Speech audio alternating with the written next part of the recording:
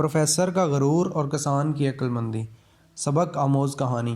ایک مرتبہ ایک پروفیسر اور کسان ایک ساتھ ریلوے سے سفر کر رہے تھے۔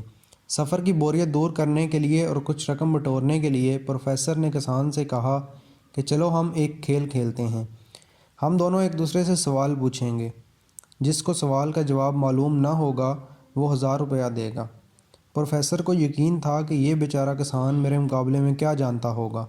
کسان نے کہا ٹھیک ہے، لیکن میری گزارش ہے کہ آپ پروفیسر ہیں، بہت کچھ جانتے ہیں، میں غریب کسان ہوں، اگر آپ کو کسی سوال کا جواب نہ آتا ہو تو آپ 1000 روپے دیں گے، اور اگر مجھے کسی سوال کا جواب نہ آتا ہوا تو میں 500 روپے دوں گا۔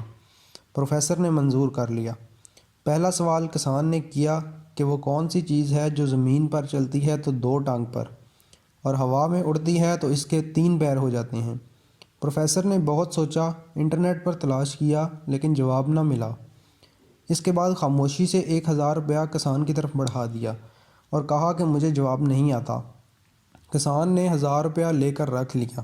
پروفیسر نے کہا کہ اب تم تو جواب بتاؤ۔ کسان نے 500 روپے پروفیسر کی طرف بڑھا دیے اور کہا کہ اس سوال کا جواب مجھے بھی نہیں آتا۔ اگر آپ کو ہماری ویڈیوز پسند ہیں تو مہربانی کر کے ہمارے YouTube چینل کو ضرور سبسکرائب کریں۔ جزاک اللہ خیر۔ دن کی بہترین ویڈیوز دیکھنے کے لیے ڈیلی مورل ویڈیوز کو ضرور سبسکرائب کریں۔